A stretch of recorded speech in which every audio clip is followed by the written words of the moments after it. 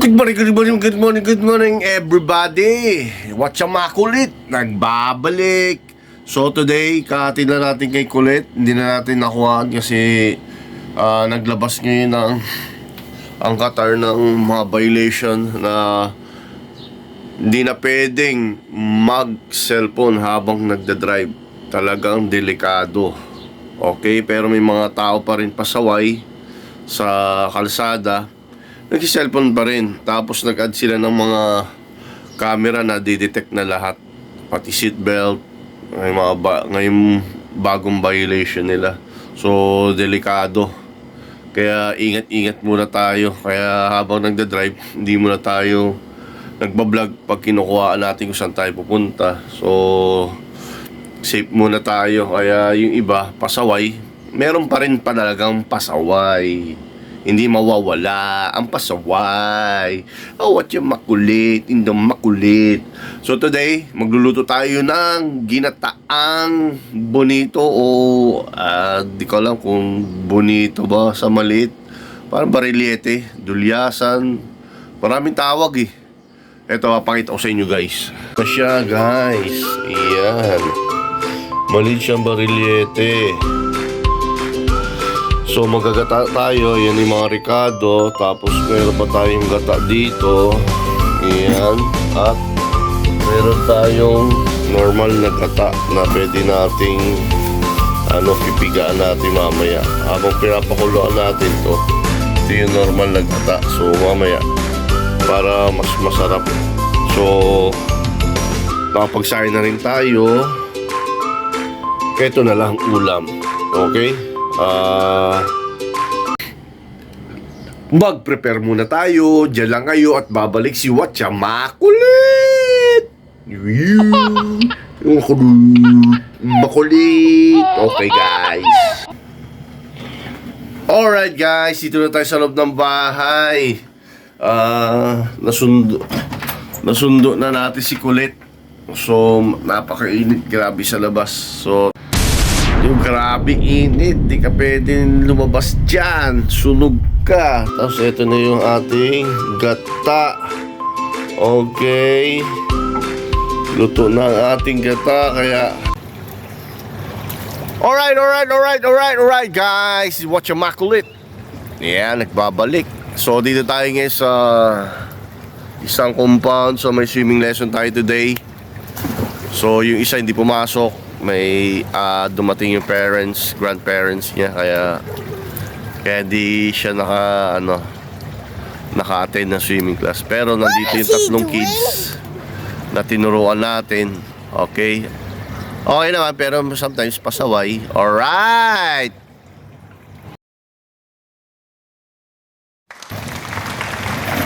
go mermaid. Yan, yung tatlong yan, ang mga tinuruan natin yung swimming lesson. So after nyan, binigyan ko silang time para maglaro. Ayan, ngayon naglalaro sila. Kaya yun ang rules ko sa nila. After ng swimming class, pwede na sila maglaro. Or maybe 5 minutes, pwede na sila maglaro. Like 4:55, 4:50, binibigyan ko na sila ng time na kasi gusto nila rin maglaro. Minsan pagod na rin, lalo na pag dire-diretso. Kaya minsan may pahinga sila 2 minutes, pinag-water break ko or kakain sila para mawala naman yung nila sa tubig. Yung halimbawa, yung minsan nagsasawa din sila eh. Parang ganon, binibigyan natin sila ng konting break. After nun, diretso na naman. Pagkatapos nun, around 5 minutes more matitira pa or mga 7, pininano ko na sila, pinupull out ko na para maglaro naman. Or binibigyan ko sila ng kumuha ko ng toys para sa diving, para naman sa breathing nila, para ma-practice yung baga naman nila, yung pagtagal ng breath nila sa ilalim ng tubig. Ganun ginagawa ko, lalo na pag ganyan kaliliit, mga 4 to 6 years old. Na sila, okay na mag-breathe, lalo na pag nasa ilalim na, malakas na yung nila, hindi sila takot. Hindi kagaya ng ibang bata na 6 years old, takot pa. Pero meron na isang bata na tinuturuan 2 years old, ang lakas ng loob, talagang sumisisid hanggang ilalim, talagang tuwan-tuwa pa, kaya niya talaga mag-breathe. Kaya magaling ano na yung batang yun. Shock talaga ako sa 2 years old na gano'n. Okay guys, see you tomorrow. Ano ba bukas? Tuesday. So may gym tayo tsaka swimming din. Okay guys. Magandang umaga sa inyo lahat dyan. Watcha makulit. Alright. So today, natin si Kulit.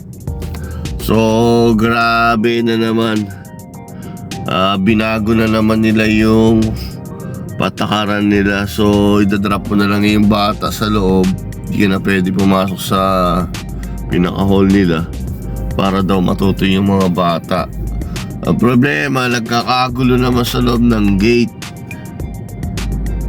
Kasi rambulan, walang pila. Tapos pagdating sa ID, yung mga bata hindi suot yung mga ID, iba nasa bag. Kaya medyo nagkakagulo-gulo. Kaya nag-uunahan, yung iba nagkukwentuhan, tapos yung mga bata naglalaro-laro pa.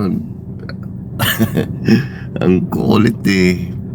Kaya yun dapat yung baguhin nila. So pag pick up din, ganun din. Ahantay mo na lang sila lumabas. So pero ganun pa rin yung time nila, 12:30 to 1. Kasi binago nila yung iba 2 o'clock.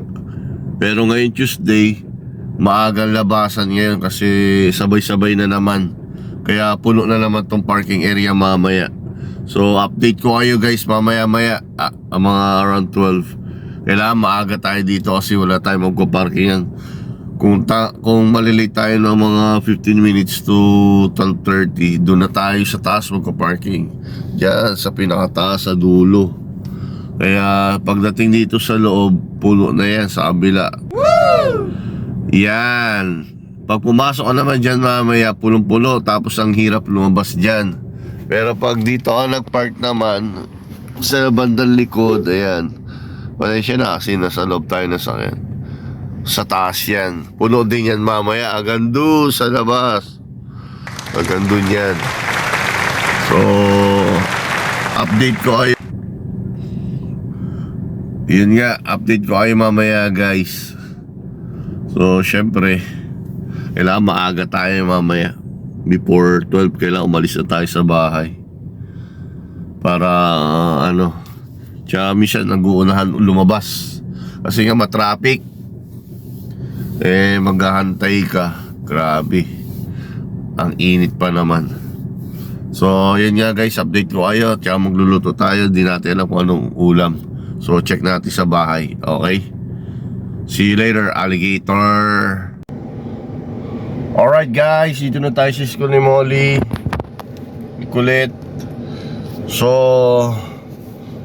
ayun nga guys, aga natin dito kasi pumunta pa tayo ng ng store ng mga aso sa vet dito. So kinuha natin yung gamot ni Stella. Eto siya, gamot niya. So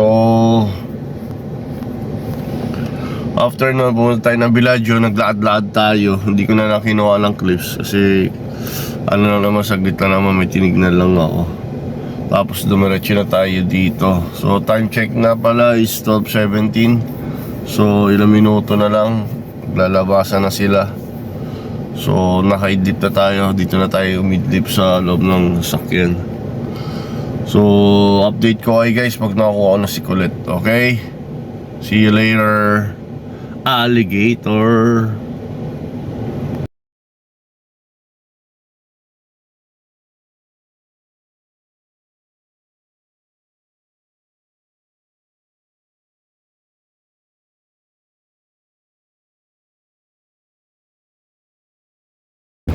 Yan guys, iba punong-puno.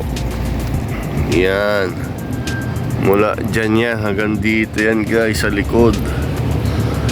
Yan punong-puno, diba? Kailangan maaga rito. Ngayon Tuesday, diba? Punong-puno. Yun know.